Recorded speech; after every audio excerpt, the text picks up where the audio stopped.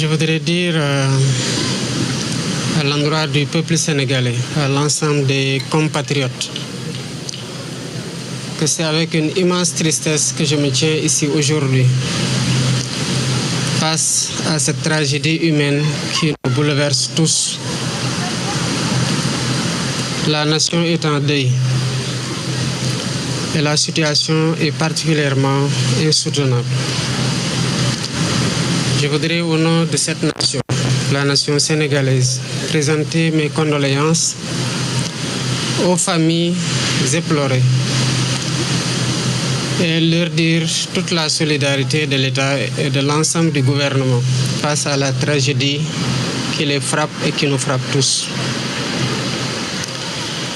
Ce qui est arrivé ici à Mbour, qui est arrivé quelque peu partout sur les côtes du Sénégal,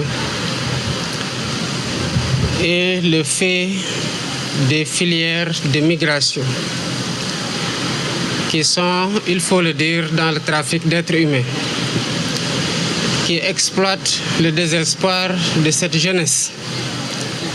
et qui leur vendent le rêve d'un avenir meilleur. Mais je voudrais dire que la traque sans répit contre ces vendeurs d'illusions, ces vendeurs de la mort,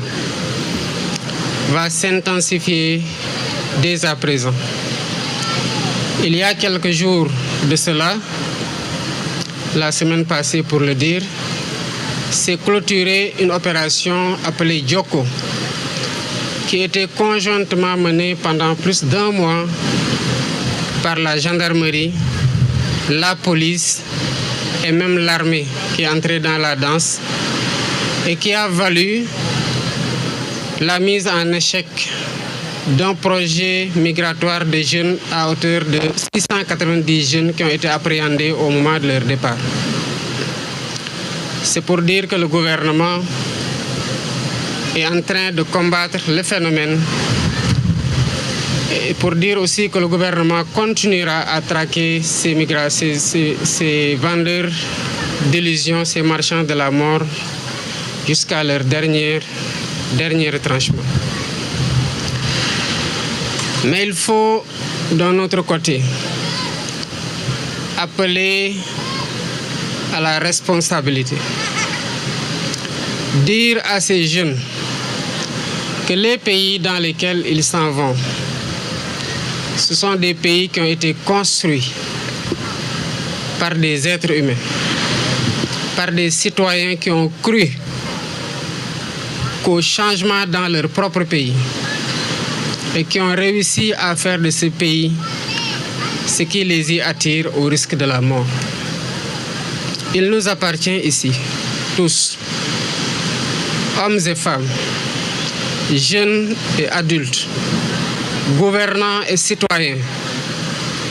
de nous mettre autour d'un projet de construction de ce pays et de croire à l'espoir, de croire à la possibilité de changer par nous-mêmes et pour nous-mêmes le visage de notre pays. Le gouvernement travaille d'arrache-pied à mettre en œuvre des politiques publiques adéquates pour donner du travail aux jeunes ici au Sénégal et les inviter à la reconstruction de notre pays. Il y va de notre responsabilité à tous. Je voudrais aussi appeler les familles à mettre moins de pression à ces jeunes. La pression positive se comprend de la part des parents sur les moins jeunes et sur les jeunes. Mais la pression ne doit pas aller au-delà de la motivation à travailler, à se serrer la ceinture et à y croire et à avoir de l'endurance dans les difficultés, mais ici au Sénégal. Elle ne doit pas aboutir à faire prendre le risque suicidaire d'emprunter les vagues. Il n'y a que la mort qui s'offre comme alternative quand on prend un voyage aussi périlleux. Le gouvernement continuera à mettre tout en œuvre pour dérouler les politiques qui permettent aux jeunes de travailler. Mais encore faudrait-il que l'ensemble de ces jeunes comprennent qu'il n'y a pas de saut métier. Les métiers que beaucoup d'entre eux exercent ici sont les mêmes qu'ils cherchent à exercer ailleurs ou même des métiers moins valorisés. S'il ne s'agissait que de jeunes qui n'ont pas de travail, encore on pourrait dire que c'est le chômage et c'est l'envie de se réaliser. On comprend leur désarroi. Mais il y en a qui ont du travail et qui veulent malgré tout arrêter de travailler et qui prennent les vagues. Cela ne peut être une option. Je voudrais aussi appeler à la solidarité des populations. Dans les prochains jours, le gouvernement mettra en place un numéro vert. Parce qu'il ne peut pas y avoir de départ dans les conditions où les gens empruntent la mer sans qu'il y en ait qui en sachent quelque chose. Mais ils ne doivent pas se taire parce que quand ils se taisent, c'est des centaines de jeunes qui perdent la vie. Et c'est ces jeunes-là qui doivent reconstruire le pays. C'est ces jeunes-là qui constituent l'espoir. Donc, les forces de l'ordre font un travail remarquable. Ils vont encore l'intensifier. Mais il faut que les populations, quand ce numéro vert-là sera mis en place incessamment, qu'ils se mettent à dénoncer les filières de migration et à dénoncer tous ceux qui sont en train de convoyer des jeunes vers les vagues de la mort. À défaut, il sera extrêmement difficile de combattre ce phénomène. Et il faut que les jeunes et les populations comprennent que la situation qui a fait prendre la mer à ces jeunes pendant des années ne peut être résolue du jour au lendemain. Il faut du temps pour que les solutions qui sont mises en place opèrent et que les conséquences positives se fassent ressentir. Entre-temps, il nous faut prendre notre destin en main en tant que Sénégalais ici au Sénégal et ne pas fuir les difficultés et les défis qui s'imposent au peuple sénégalais, jeunes, vieux,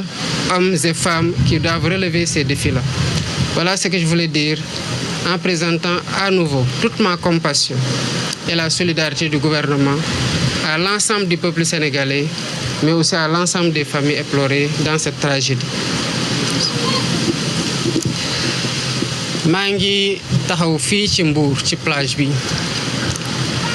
ak tiis ak naqar gu mag gu amul fu ñu ko mën a xayma li xew fii musiba la te musiba mënu ko weesu ndax bu ñu waxee ne am na gaal gu am lu mat juróom-ñett fukki nit ñu génnee ci ñeent kese ñoo xamante ne ñu ngi dund boobu ba tey ñu ropp ci lu mat fanweer ak juróom-ñaar ñeneen ñi gisuñu ko jéeye ci réew musiba mënul weesu loolu ñii def lii nag di jël ndaw ñi ci seen naqar ak seen ñàkk liggéey gu ñu nekkee ñenn ñi sax am fi liggéey waaye ñu di leen gëmloo ne feneen moo gën ba tax ñuy jël alal guñ ci dàq rek tax ñu jël ndaw ñooñu di leen yóbbu ci di leen yóbbu ci géej gi pour yóbbu leen Espagne wala feneen ñooñu gouvernement bi dina ko jëflanteeg ñoom ba mu mat sëkk te dinañ taral daan yi te dinañ leen rëbb ba fépp fu ñu mënte nag ñu fekk leen fa ndax lii mënta wéy kon li xew metti na ci njaboot gi ñàkk seeni njaboot waaye seeni doom waaye metti na tamit ci askanu Sénégal yépp ndax lii di xew ndaw ñi di mbabb ñoom ñëpp di dem bitim réew yooyu ñu dem il faut que ñu xam ne que ay malaaka tabaxuñ ko ay jinne tabaxuñ ko ay doomu aadama yi nekkoon ci jafe-jafe gëm na seen réew dafa waroon soppeeku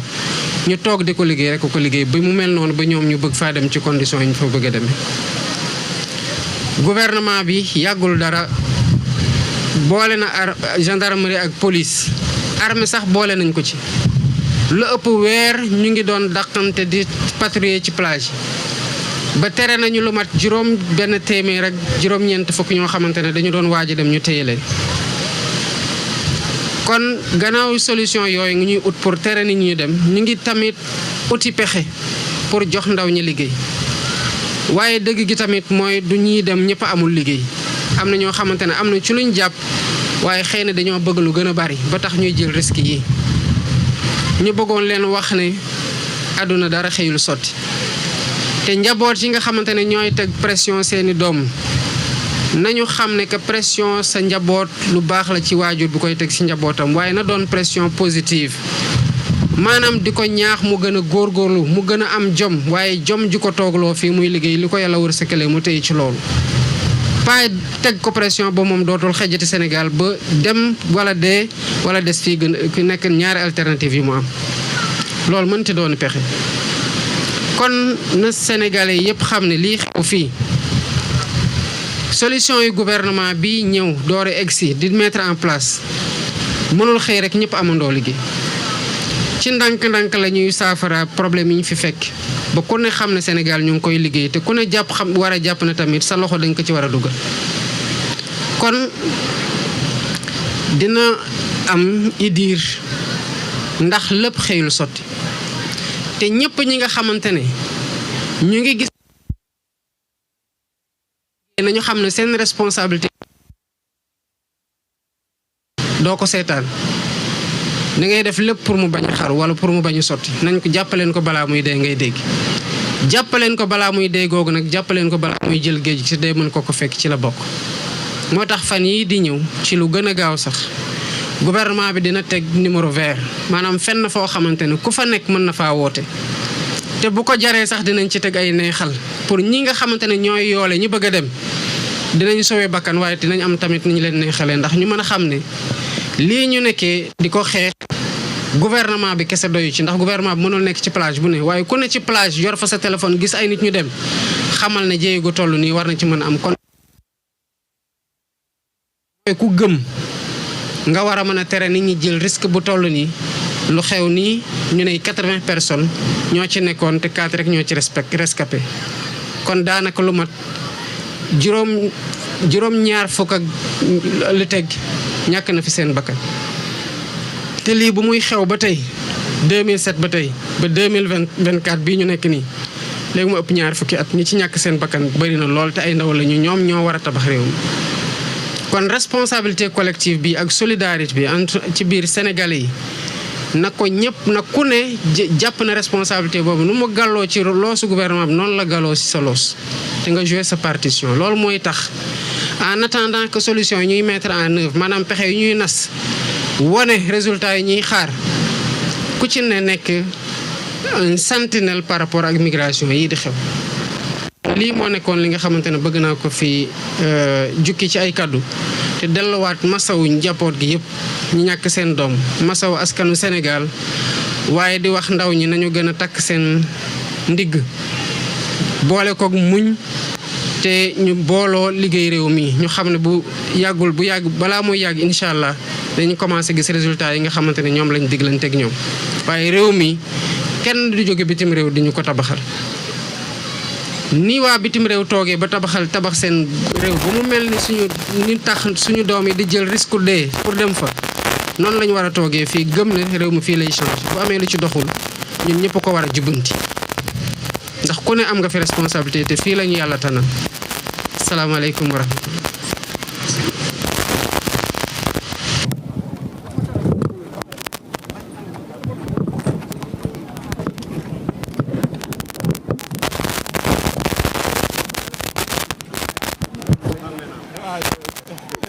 jërë ngeen jëf mbokk yi ñoo ko déggandoo président Bassirou Diomaye Diakhar Faye moom lañ doon déglu noonu moom yëkkati na ko jëm ci rek li nga xamante ne moom moo xew foofu ci